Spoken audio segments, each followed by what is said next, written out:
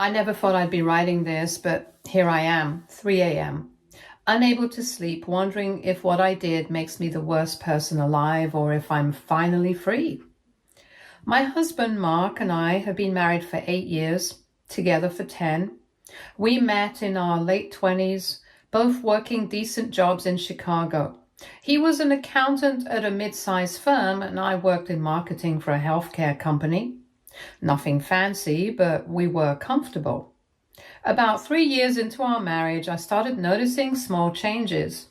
Mark became more secretive with his phone, would take calls in the other room, and spent more time on his laptop after I went to bed. At first, I thought maybe he was planning a surprise or going through work stress, but then I found the first bank statement. It was tucked inside one of his old college textbooks that I was packing for donation. A savings account I'd never heard of, opened 2 months after we got married with regular deposits of $500 to $800 every month. By the time I found it, there was already $28,000 in there. My stomach dropped because we'd been having conversations about not being able to afford a house, about putting off having kids because money was tight. Yet here he was, secretly stashing away nearly 30 grand. I didn't confront him immediately. Something told me to dig deeper first. Over the next few weeks, I became a detective in my own home. I found emails buried in an old folder on our shared computer, messages between Mark and someone named Jessica. Turns out Jessica was his college girlfriend, the one he'd told me was ancient history. The emails went back 18 months, starting innocently enough, but quickly becoming inappropriate. They were planning to meet up, talking about their old relationship, and worst of all, Mark was telling her how unhappy he was with me. The real gut punch came when I found his detailed plan. Yes, an actual written plan saved on his laptop under a folder called New Life. He'd calculated exactly how much money he needed to leave me high and dry, enough for a security deposit on a new apartment, money to establish himself independently, and a buffer while he figured out his next steps. He wanted to drain our joint accounts right before leaving, knowing I'd be stuck with the mortgage and bills. The plan included timelines, specific amounts, and even notes about when to serve the divorce papers to maximize his advantage. But the worst part? He'd been in contact with Jessica for over 2 years at this point, and they were planning his exit strategy together. She lived in Portland now, had a good job in tech, and they'd been fantasizing about starting over together. Some of the emails made me physically sick. Him describing how he'd fallen out of love with me years ago, but was staying until he could afford to leave properly. That's when I decided to play the long game. If Mark wanted to spend years planning my destruction, I could spend years planning his disappointment. First, I quietly started my own secret savings account. I increased my 401k contributions to the maximum, started freelance marketing work on weekends, and began selling items we owned that he wouldn't immediately notice were gone. I became an expert at hiding money just like he was.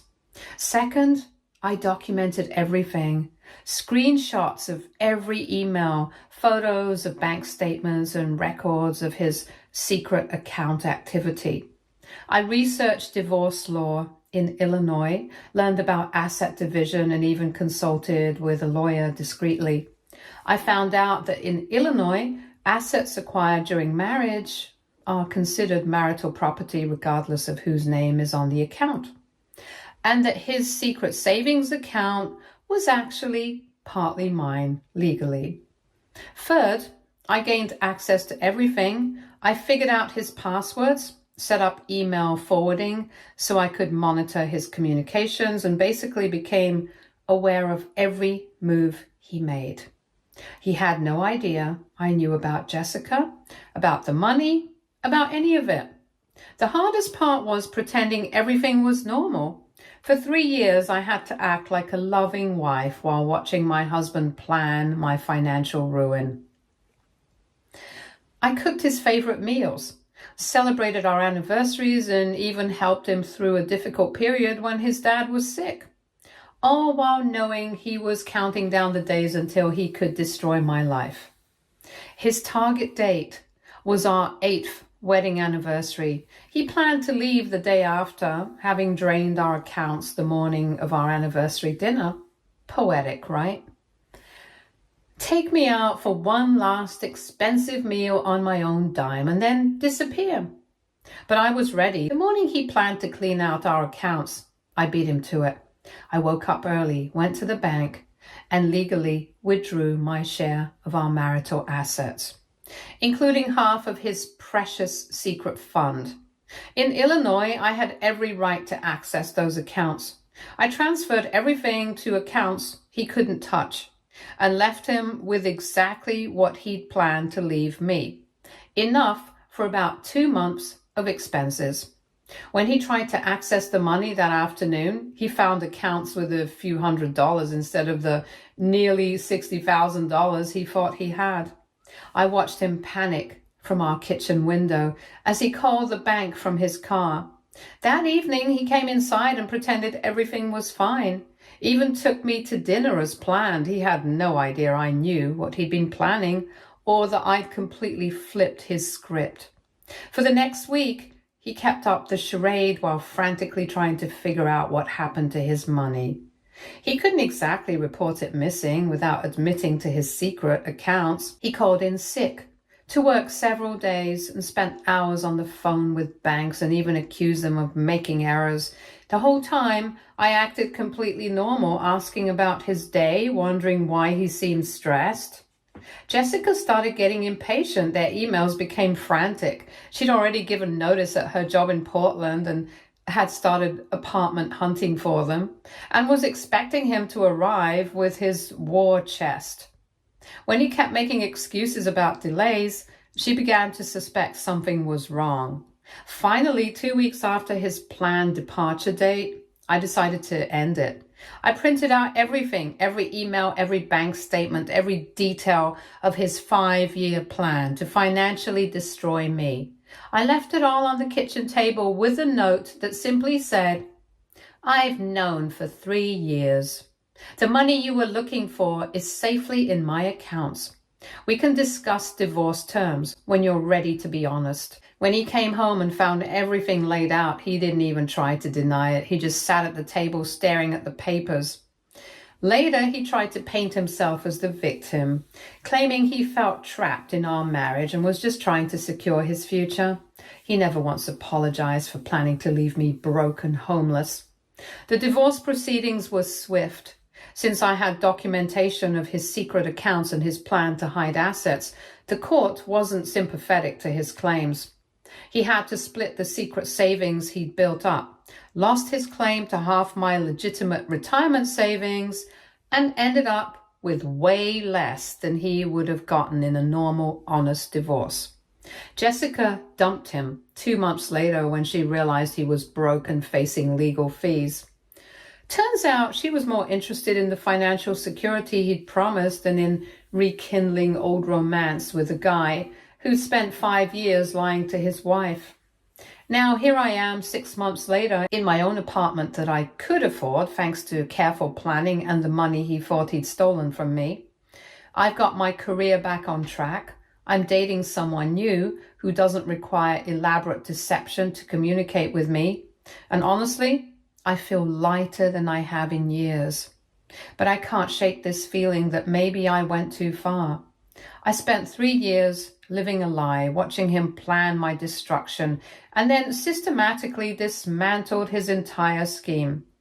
My friends are split. Some say he deserved everything he got. Others think I should have just confronted him when I first found out and saved us both years of misery.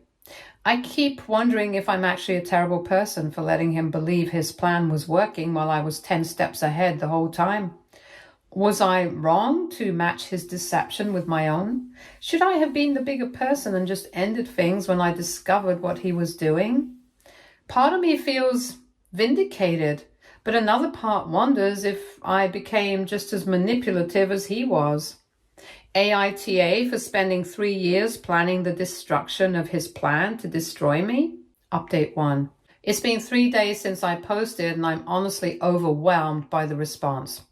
Reading everyone's comments helped me realize I was still somewhat brainwashed by Mark's manipulation. So many people pointed out things I hadn't fully processed, like how he was literally planning to make me homeless, or how he'd been emotionally cheating for years while I supported him through family issues. I've been seeing a therapist since the divorce started, and I brought up some of your comments in our session yesterday.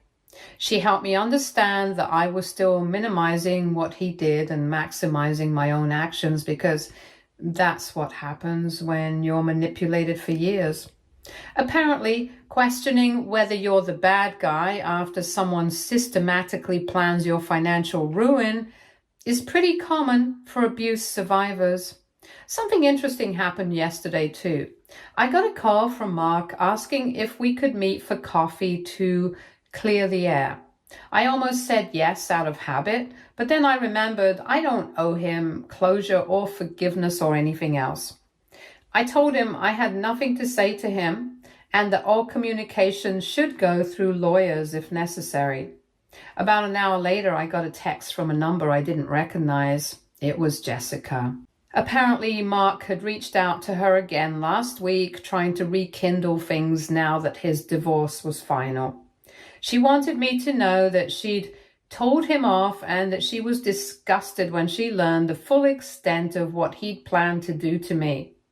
She said she felt partially responsible and wanted to apologize. I didn't respond to her text. I figure she's dealing with her own guilt about participating in his scheme, but that's not my problem to solve.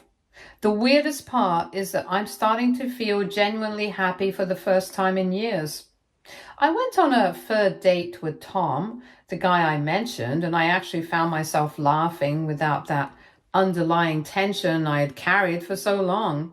I didn't realize how much energy it takes to live with someone who's actively planning to betray you. My sister asked me yesterday if I miss being married, and I realized the answer is no. I miss being married to someone who actually loved me, but I was never actually married to that person. I was married to someone who was pretending while planning my downfall. Update 2. Well, this has taken an interesting turn.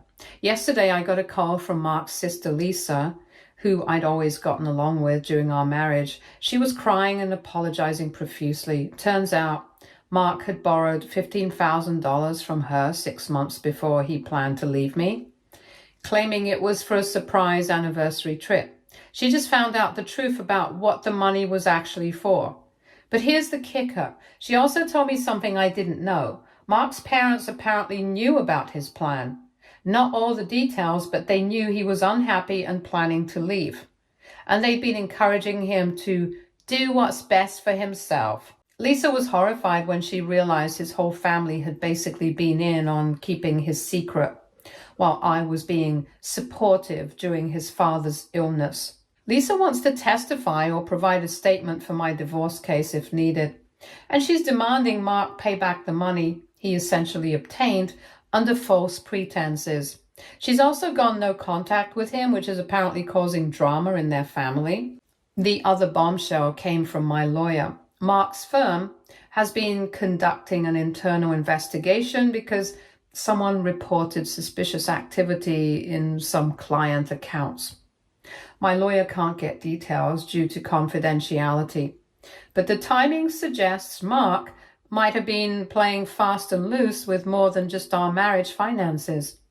If he was skimming from client accounts to fund his escape plan, he could be facing criminal charges on top of the divorce proceedings.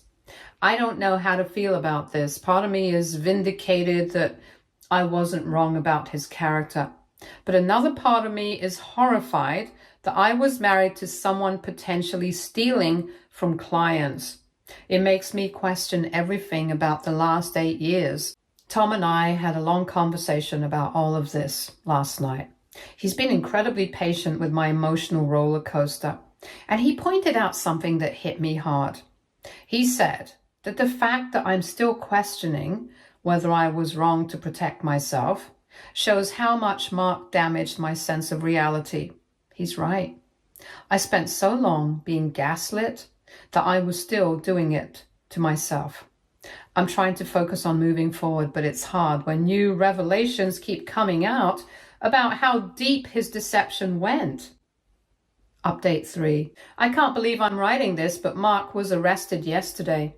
The investigation at his firm uncovered that he'd been embezzling client funds for over 2 years. Not just for his escape plan, but to fund his secret communications with Jessica, including several trips to Portland I never knew about, and apparently some pretty expensive gifts. The total amount he stole was over $80,000.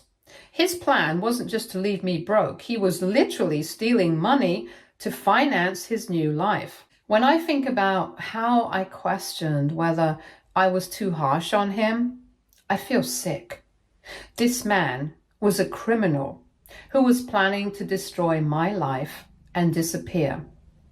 Lisa called me this morning to tell me that Mark had called her from jail, asking her to bail him out and loan him money for a lawyer. She told him absolutely not, and that she was considering pressing charges for the money he'd fraudulently borrowed from her too. And the craziest part? His parents are still defending him. They're claiming he was driven to desperate measures because he was so unhappy. Lisa told them exactly what she thought of that logic and has basically disowned the whole family. My lawyer says the criminal charges actually strengthen my position in the divorce because they prove he was hiding assets and income. There might even be restitution money coming my way if they recover funds from his accounts. Jessica apparently found out about the arrest through mutual college friends and sent me another text. This time, she was thanking me for not responding to her earlier message because she realized she'd been trying to make herself feel better rather than actually apologizing. She said seeing him get arrested made her realize how much worse his character was than she'd even known. I'm finally starting to feel like I can close this chapter. Tom and I are talking about taking a weekend trip together, something I haven't done in years because Mark always had excuses about money or work. It's strange to realize that I can just decide to do something without having to navigate around someone else's secret agenda. To everyone who told me I wasn't the problem, thank you. I needed to hear that I had the right to protect myself from someone who was planning to leave me homeless and broke. And to those who pointed out that his actions were criminal-level deception, you were more right than any of us knew. Story 2. So, I, 28 female, have been married to my husband, 29 male, for a little over a year now. We dated for 4 years, were engaged for about a year, and then finally got married. My husband is truly the most supportive, kind, loving person I have ever known. I couldn't ask for a better partner. The issue, as you've probably guessed, is my mother-in-law, my husband's mom. For the sake of the story, let's just call her Linda. When my husband and I were still dating, Linda seemed thrilled about me, at least on the surface. She'd send me texts about how happy she was that her son had found such a good person. She'd invite me to family dinners, and she'd always say how nice it was that I was going to be part of the family someday. It felt genuine at the time. I thought I had lucked out in the in-law department. I had heard horror stories from friends about nightmare mother-in-laws, and I thought, thank goodness mine is actually nice. But everything changed after we got engaged. It was like a light switch flipped. Linda suddenly got cold, distant, and kind of weird about me. She stopped calling me by my name entirely, and I do not mean she just forgot or slipped up occasionally. I mean she actively refused to say my name. When we'd be at a gathering or she'd introduce me to someone, she'd say things like, "Oh, this is the woman my son is into. This is his girlfriend," even after we were engaged. "This is who he's seeing right now." It was bizarre. People would look at me with this confused expression like, "Why doesn't she know your name?" I tried to smile through it, but inside, I was boiling. I mean, come on. I had been in her life for 4 years at that point. It was clearly deliberate. At first, I thought maybe she just needed time to adjust to the idea of her son getting married. So I gave her space. I did not want to cause drama, so I just mentioned it to my husband and let him handle it. He talked to her multiple times, but every time she would brush it off and say she was just joking or that I was too sensitive. It only got worse after the wedding. We had a small but beautiful ceremony. Even that day, she couldn't bring herself to say my name. She told her side of the family, "This is who," my husband's name, "decided to marry." No name, no daughter-in-law, just passive-aggressive nonsense. Every time we saw her after the wedding, it was the same story. I'd show up with my husband and she'd introduce me as his wife or the woman he married, but never once by my name. It was maddening. I tried different approaches. I tried being overly kind and winning her over. I tried pulling back and keeping my distance. I even tried directly addressing it once, very politely, only to be told I was imagining things. It wasn't just the name thing either. The whole time, she treated me like I did not belong. If I offered to help cook or clean, she'd shoo me away. If I tried to join conversations, she'd ignore me or change the subject. It was clear she did not want me there. I think deep down, she just couldn't stand the idea that her son was starting a life with me and that she wasn't the center of his world anymore. Fast forward to a few months ago, I found out I was pregnant. We were so excited. It's our first child and also the first grandchild on both sides of the family. And guess what? The second she found out, Linda flipped again. Suddenly, I was the daughter she always wanted. I was getting texts from her every day. She wanted to buy us baby clothes. She wanted to come to the doctor's appointments. She wanted to help with the nursery. She also started posting on Facebook about how she was so blessed to have such a wonderful daughter-in-law. The same woman she couldn't even call by name for a year. It was clear that this had nothing to do with me as a person. She just cared about the baby, her grandchild. I wasn't an actual person in her eyes. I was just the vessel delivering her grandchild. I felt so fake having to deal with her again. But I decided to be civil for the sake of keeping the peace during my pregnancy. Well, this brings us to the dinner party. We planned a small dinner with close family and friends to officially announce the pregnancy in person. We'd already told our parents, but this was for the rest of the extended family and some friends. I was nervous about it because I knew Linda would be there, probably trying to act like Mother of the Year. But I wanted the focus to be on us and the baby. So the night of the dinner comes. Everyone is mingling, having drinks, chatting.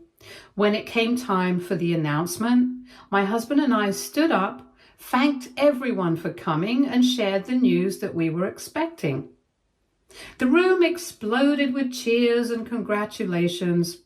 Everyone was hugging us, giving us love. It was a really sweet moment.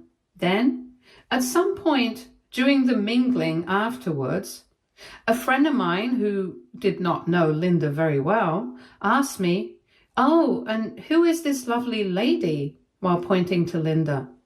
And I don't know what came over me. Maybe it was months of pent-up frustration. Maybe it was pregnancy hormones. Maybe it was just the fact that I had finally snapped from all her fake kindness lately. Without missing a beat, I smiled sweetly and said, "Oh, that's my husband's elderly roommate." There was a beat of silence. Then a couple of people chuckled awkwardly. Some just looked surprised. Linda's face, I will never forget the look on her face. She looked like someone who had slapped her. She didn't say anything at the time. She just kind of froze and gave this tight, forced smile. The rest of the night went on, but you could tell she was fuming inside. Later that night, after we got home, my husband told me that she pulled him aside before leaving and absolutely ripped into him.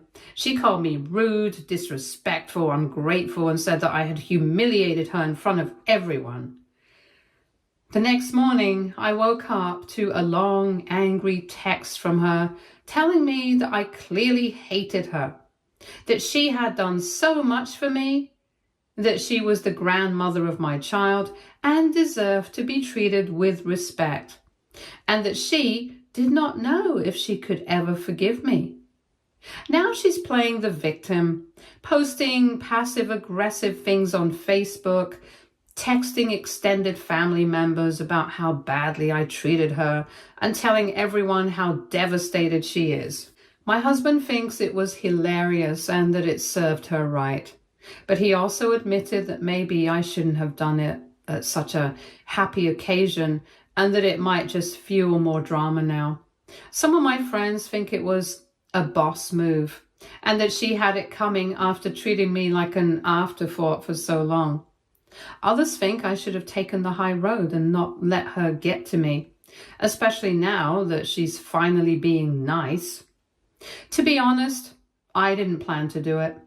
It just slipped out, and while part of me feels a little bad about making the night about that, another part of me feels like, well, someone had to call her out in some way. Now I'm not sure if I really crossed the line or if I was just standing up for myself in the only way I could after a year of this crap. So, AITA for introducing my mother-in-law as my husband's elderly roommate at our pregnancy announcement dinner. Update 1. A lot of people asked for an update, and well, things took an interesting turn. After the dinner, mother-in-law, Linda, kept her passive-aggressive streak going full force.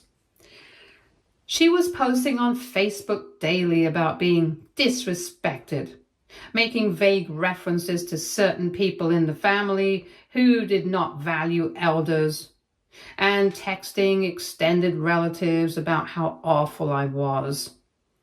For about a week, I ignored it. My husband told her to calm down, but she kept going. Then, out of nowhere, she invited us to a tea at her house because she wanted to clear the air. Against my better judgment, my husband convinced me we should go and try to resolve things. So we went. At first, she was cold and dramatic, going on about how humiliated she was. But then came the twist. She suddenly pulled out a gift box and handed it to me, saying she wanted to make peace. I was stunned. I opened the box and inside was a personalized apron that read, "Future Grandma's favorite daughter-in-law, me."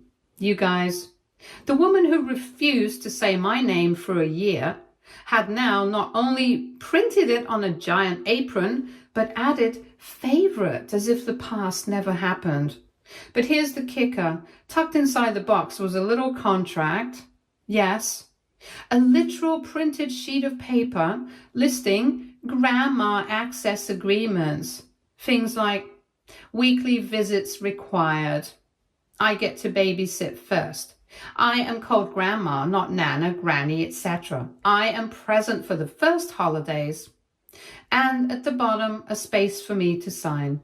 I was floored. My husband burst out laughing. I just calmly slid the paper back to her and said, "I'll think about it." And then we left. Now she's back to posting about how some people won't even sign a simple agreement for family harmony. At this point, I'm honestly just amused. She wants to rewrite history, act like we are besties now that I'm pregnant, and contractually bind me to give her priority access to our child? No thanks. For now, we're keeping our distance again, but wow, if I thought calling her my husband's elderly roommate was petty, this move definitely wins. Might update again if she escalates, and knowing her, she probably will. Update 2. Hi, you wanted an update, and boy, do I have one. Buckle up, because Linda's antics have gone from annoying to completely unhinged. After the last peace tea, where she tried to make me sign her grandma access agreement, yes, still ridiculous, we decided to limit contact for a while. I told my husband I needed space for my stress levels and for the baby. For about 2 weeks, things were quiet. No texts, no calls, and oddly, no Facebook rants. I thought maybe she'd finally calm down. Then, a package arrived at our house, addressed to me. No note, no sender listed, just a large, beautifully wrapped box. I assumed it was a random baby gift. Inside, a handmade scrapbook. On the cover, our growing family. At first, I thought maybe Linda was trying to do something sweet, but when I opened it, my jaw hit the floor. Page after page, she had filled it with photoshopped pictures of us, her, my husband, me, and in every single one, she had replaced my face with hers. Wedding photos, her face over mine. Engagement party, same. Our couple vacation photos from Instagram, now it was her with my husband in every shot.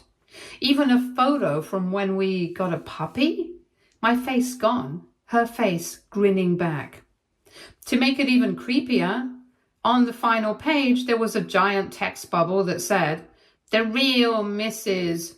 husband's last name." I was speechless. My husband came home and saw the scrapbook and immediately said, "Okay, that's it. She's lost it." He called her right away. At first she denied sending it, but then admitted she had, claiming it was a harmless joke and that pregnancy hormones must be making me overreact. But here's the unique twist. While on the call, my husband put her on speaker, and guess what she let slip? She's been attending this Reclaiming the Mother-Son Bond workshop online, a Facebook group for mothers who feel like their daughters-in-law are stealing their sons. Apparently she got the idea for the scrapbook from other women in the group.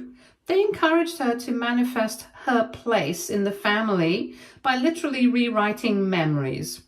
We couldn't believe what we were hearing. My husband immediately told her that until she got help, she would have no contact with us, especially not with our future child. That led to another explosion from her, more Facebook posts, more relatives messaging us, asking what was going on, etc. But at this point, the mask is off. Everyone can see how unhinged she's acting. I am honestly not even mad anymore. I am just creeped out.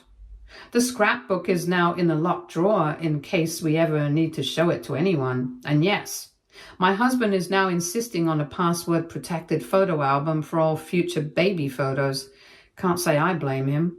So Reddit, I thought this whole elderly roommate joke would be the peak of the drama. Turns out I was very wrong. I'll keep you posted. If she starts photoshopping herself into my ultrasound pics, we are going full no contact. Thanks again for all the support. You guys called it. This woman is something else. Update 3.